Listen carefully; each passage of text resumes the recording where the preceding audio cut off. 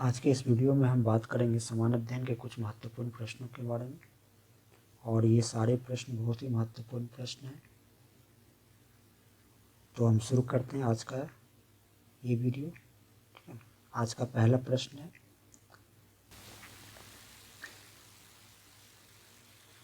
देखते हैं आज का पहला प्रश्न है, भारतीय राष्ट्र कांग्रेस का 1896 का अधिवेशन निम्नलिखित में से किसके लिए विख्यात है? ऑप्शन ए है आपका राष्ट्रगान के लिए, ऑप्शन बी है पहली बार राष्ट्रगीत गाया गया, ऑप्शन सी है पहली बार तिरंगा लहराया गया, ऑप्शन डी है इनमें से कोई नहीं। तो इसका आंसर क्या हो जाएगा? इसका आंसर हो जाएगा आपका ऑप्शन बी। तो मतलब राष्ट्रगीत गाया था। पहली बार राष्ट्रगीत कब गाया गया था? तो पहली बार राष्ट्रगीत गाया गया था भारतीय राष्ट्र कांग्रेस का 1896 का अधिवेशन में। ठीक है, तो 1896 में जो पहली बार कांग्रेस के अधिवेशन में भारत का राष्ट्रगीत वंदे मातरम गाया गया था। और वंदे मातरम बंकिम चंद्र चटर्जी के उपन्यास आनंद मठ का अंश है। और ये 1937 तक 1937 तक भारतीय राष्ट्र कांग्रेस का गीत रहा था। तो कौन? वंदे मातरम। वंदे मातरम 1937 तक भारतीय राष्ट्रीय कांग्रेस का गीत रहा था। ठीक है, अगला प्रश्न देखते हैं। अगला प्रश्न है, वर्तमान में भारतीय संविधान में कितनी भाषाएं वर्णित है?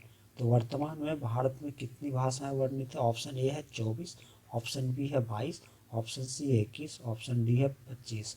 तो इसका आंसर क्या हो जाएगा? ऑप्शन बी, मतलब 22। तो भारतीय संविधान में ना कुल 22 भाषाएं वर्णित है और वर्तमान में भी 22 है।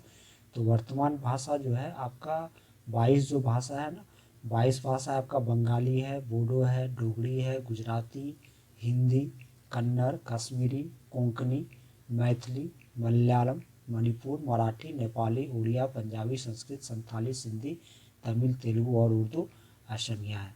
ये कुल 22 भाषा आपका हमारे भारतीय संविधान के वर्तमान में राजभाषा है। ठीक है, तो वर्तमान में भारतीय संविधान में कुल कितने राजभाषा हैं? तो वो आपका 22 है। अगला प्रश्न है, अंग्रेजी संसद में भारतीय सरकार अधिनियम कब पारित किया गया था? Option A 1852, option B 1856, option C 1858, option D 1860। तो इसका आंसर क्या हो जाएगा? इसका आंसर हो जाएगा आपका 1858। तो अंग्रेजी संसद में भारतीय सरकार अधिनियम कब पारित हुआ था? 1858 में। ठीक है, अगला क्वेश्चन देखते हैं। प्रश्न है, निम्नलिखित में से किस गवर्नर जनरल को भारतीय प्रेस मुक्तिदाता कहा जाता है? Option A lord William Bentinck, option B है sir Charles Metcalfe, option C है लॉर्ड ऑकलैंड, ऑप्शन डी है लॉर्ड एलन बोरो। तो इसका आंसर क्या हो जाएगा? ऑप्शन नंबर बी, मतलब सर चार्ल्स मेटकाफ। तो सर चार्ल्स मेटकाफ को क्या बोला जाता है? तो प्रेस की मुक्तिदाता।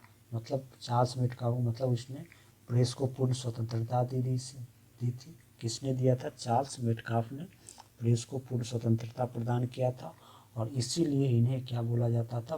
भारतीय प्रेस का मुक्तिदाता। ठीक है, अगला प्रश्न देखते हैं। प्रश्न 5 कहता है, स्वतंत्रता आंदोलन के दौरान रविंद्रनाथ टैगोर ने नाइटहुड की उपाधि किस घटना के विरोध में वापस कर दी थी?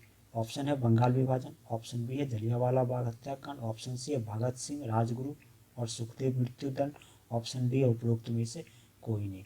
तो रविंद्रनाथ टैगोर ने जो नाइटहुड की उपाधि जो वापस कर दिया था उसका विरोध किया था, वापस कर दी थी। किसके कारण? वो जलियांवाला बाग हत्याकांड के कारण रविंद्रनाथ टैगोर ने नाइटहुड की उपाधि को वापस कर दिया था। और ये 1915 में ब्रिटिश सरकार के द्वारा ये उपाधि से सम्मानित किया गया था। किनको किया गया था? रविंद्रनाथ टैगोर को।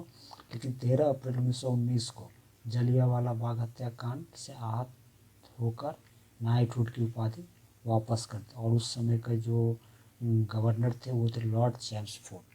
ठीक है, तो याद रखना है। तो स्वतंत्रता आंदोलन के रविंद्रनाथ टैगोर ने नाइटहुड की उपाधि जलियांवाला बाग हत्याकांड के कारण वापस कर दिया था। ठीक है, और उस समय जो गवर्नर थे वो थे लॉर्ड जेम्स फोर्ड। ठीक है, अगला प्रश्न देखते हैं। क्वेश्चन नंबर 6 है, भारतीय संविधान में राजभाषा किस अनुसूची में वर्णित है? तो ऑप्शन ए है अनुसूची 5, अनुसूची 6, अनुसूची 7, अनुसूची 8। तो ऑप्शन नंबर क्या हो जाएगा? ऑप्शन नंबर डी हो गया, डी हो जाएगा। तो भारतीय संविधान की में राजभाषा किस अनुसूची में है? तो अनुसूची 8 में।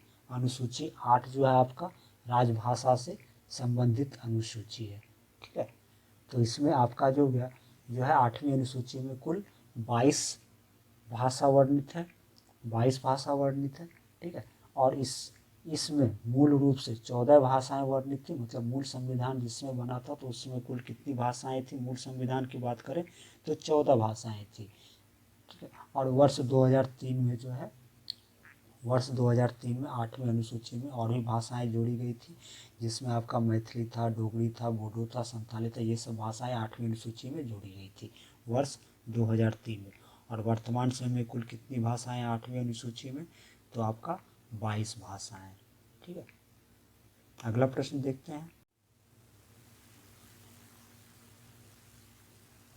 प्रश्न है, निम्नलिखित में से कौन सा अनुच्छेद सुललित नहीं है? तो ऑप्शन ए है अनुच्छेद 343 संघ की राजभाषा। ऑप्शन बी है अनुच्छेद 344 राज्य भाषा पर संसदीय समिति एवं आयोग।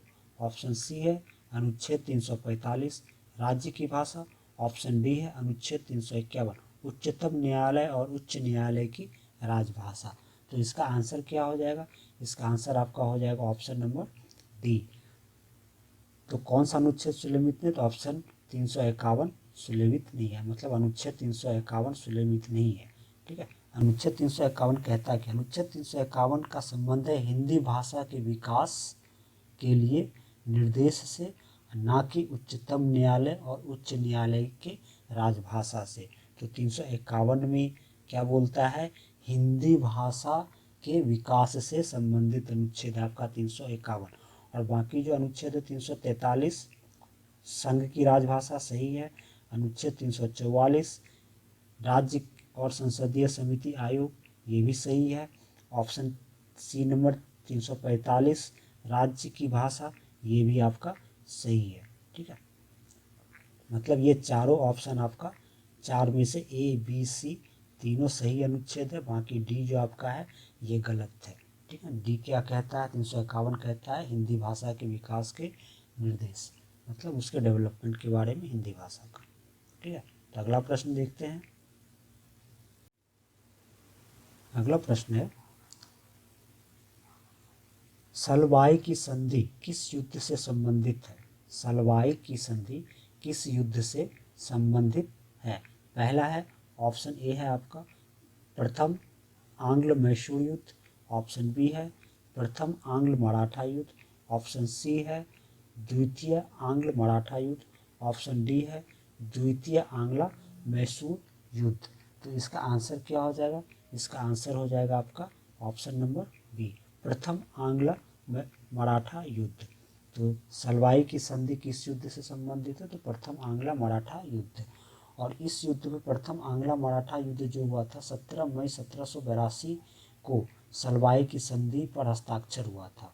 और इस संधि में मराठा साम्राज्य के प्रतिनिधि और ब्रिटिश ईस्ट इंडिया कंपनी के प्रतिनिधियों द्वारा हस्ताक्षरित किया गया था। और इस संधि द्वारा अंग्रेजों ने सलसेत और ब्रोच पर अपना नियंत्रण किया था। किस पे? सलसेत और ब्रोच पर अपना नियंत्रण किया था। किस संधि के द्वारा? सलवाई संधि के द्वारा। तो सलवाई संधि किससे संबंधित था? प्रथम आंग्ल मराठा युद्ध से। और ये कब हुआ था? 17 मई 1782 ईस्वी को। और किसके किसके बीच हुआ था? मराठा साम्राज्य और ब्रिटिश ईस्ट इंडिया कंपनी के बीच ये संधि हुई थी, ठीक है। अगला प्रश्न देखते हैं। अगला प्रश्न देखते हैं। प्रश्न नंबर 9 है, निम्नलिखित में से किसे यह अधिकार है कि हिंदी अथवा किसी अन्य भाषा को उच्च न्यायालय की कार्रवाई भाषा की दर्जा दे सके? उच्च न्यायालय के कार्रवाई भाषा को दर्जा दे सके। ऑप्शन ए है आपका संसद का कोई भी सदन। ऑप्शन बी है किसी राज्य का राज्यपाल। ऑप्शन सी है राज्यपाल ऐसा कर सकता है लेकिन उसे राष्ट्रपति की पूर्व अनुमति लेनी होगी। ऑप्शन सी है सुप्रीम कोर्ट के मुख्य न्यायाधीश। तो इसका आंसर क्या हो जाएगा? इसका आंसर हो जाएगा ऑप्शन नंबर सी।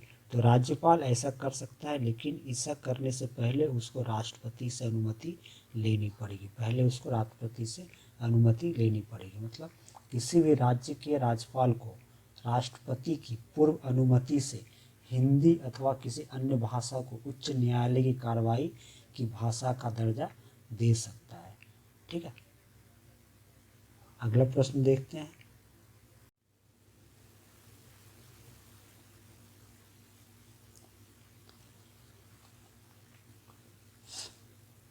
प्रश्न है, मुस्लिमों के लिए अलग मतदाता दल के लिए किस कांग्रेस अधिवेशन को जाना जाता है?